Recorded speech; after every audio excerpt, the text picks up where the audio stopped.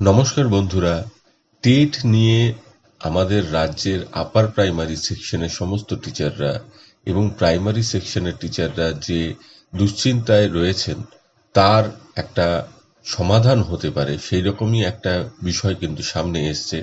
সমস্ত প্রাইমারি টিচাররা যারা 2009 সালের টেটের আগে জয়েন করেছিলেন তাদের আবার টেটে বসতে হবে এবং আপার প্রাইমারি সেকশনের টিচার হিসেবে যারা বিবেচিত হবেন 2009 সালের আগে জয়েন করা টিচারদেরও টেটে বসতে হবে। এরকম একটা পরিস্থিতি, এরকম একটা অনিশ্চয়তা রয়েছে এবং সেটা না হলে তাদের চাকরিতে কিন্তু একটা সমস্যা হতে পারে, কারণ সুপ্রিম কোর্টের একটা স্ট্যান্ডিং রায় সেদিকেই রয়েছে। সেই সমস্যার সমাধানে কিন্তু একটা পদক্ষেপ বলা যেতে পারে। রাজ্যসভায় 13ই মার্চ 2026 কিন্তু এই আরটি অ্যাক্টটাকে অ্যামেন্ড করার চেষ্টা করা হয়েছে। এটাকে বলা হবে right of children to free and compulsory education amendment act 2026। এই অ্যাক্টে ঠিক কি পরিবর্তন করা হচ্ছে না, এই যে 23 নম্বর ক্লজটা নিয়ে সেকশন 23 কে নিয়েই প্রবলেম ছিল, যেখানে কিন্তু বেশ কিছু পরিবর্তন করা হচ্ছে, যাতে দেখা যাচ্ছে যে এরপর থেকে no teacher who was appointed to a school prior to the commencement of this act in accordance with the recruitment rules, qualification and procedures then in force shall be required to acquire any additional qualification as notified before the commencement of the Right of Children to Free and Compulsory Education Amendment Act 2026 or may be prescribed thereafter as a condition for continuance in service, promotion, seniority or terminal benefits।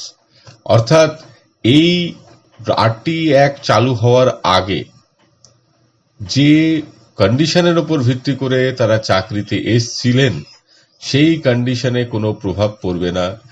তারা ঠিক সেই কন্ডিশনগুলো, সেই শর্তগুলোর উপর নির্ভর করে তাদের service বজায় রাখতে পারবেন, তাদের প্রমোশন হবে, তাদের সিনিয়রিটি হবে, তাদের রিটায়ারমেন্টের পর টার্মিনাল বেনিফিটগুলো পাবেন। আমরা যদি একবার 23 সেইখানে কি বলেছিল, এইখানে এই যে provided that a teacher who at the commencement of this act does not pauses minimum qualification, এই জায়গাটা নিয়েই প্রবলেম ছিল, যেটাকে কিন্তু সলভ করার চেষ্টা করা হয়েছে এখানে। The requirement of passing any test or such other additional qualification as may be prescribed under this act shall apply prospectively। অর্থাৎ একটা চালু হওয়ার পর থেকে তার আগের যারা অ্যাপয়েন্টি তাদের ক্ষেত্রেও কিন্তু এটা প্রযোজ্য হবে না। Only to the appointments made after the commencement of this act or after such prospective date as may be notified by the appropriate government। হয় এই অ্যাক্ট চালু হওয়ার পর থেকে কিংবা সরকার পরে যে তারিখ ঘোষণা করবে তারপর থেকে এই টেট বা কোনো পরীক্ষা দেওয়া বা কোনো বাড়তি কোয়ালিফিকেশনের প্রয়োজনীয়তা পড়বে। No teacher appointed or in position prior to the commencement of this act or the date notified by the appropriate government under subsection 5 above shall be subjected to compulsory retirement, termination, denial or promotion or any other adverse specific consequences। অর্থাৎ যে কথাগুলো বলা হয়েছিল যে নির্দিষ্ট সময়সীমার মধ্যে TET qualify না করলে কম্পালসারি রিটায়ারমেন্ট নিতে হবে, তাদের প্রমোশন দেওয়া হবে না, ইত্যাদি ইত্যাদি, সেগুলোর কিন্তু অবসান হবে। অর্থাৎ এর কোনো প্রভাব কর্মরতদের ওপর পড়বে না। 23-এর এতে যে কথাগুলো বলা ছিল, service condition, promotional avenues, retirement benefits বা টিচারদের অ্যাপয়েন্টমেন্ট এর আগে এটা বারবার বলা হচ্ছে, ফলে দেখা যাচ্ছে যে সমস্ত যে সমস্যাগুলো যারা আরটি অ্যাক্ট আসার আগে জয়েন করেছিলেন তার থেকে মুক্ত হবেন এবং আমাদের রাজ্যের ক্ষেত্রে কিন্তু সেইভাবে আর কোনো সমস্যা থাকবে না, কারণ আরটি অ্যাক্টের পর টেট দিয়ে সমস্ত প্রাইমারি স্কুলগুলোতে রিক্রুটমেন্ট হয়েছে, তার আগের রিক্রুটমেন্টগুলোকে বাঁচাতে পারলেই হবে।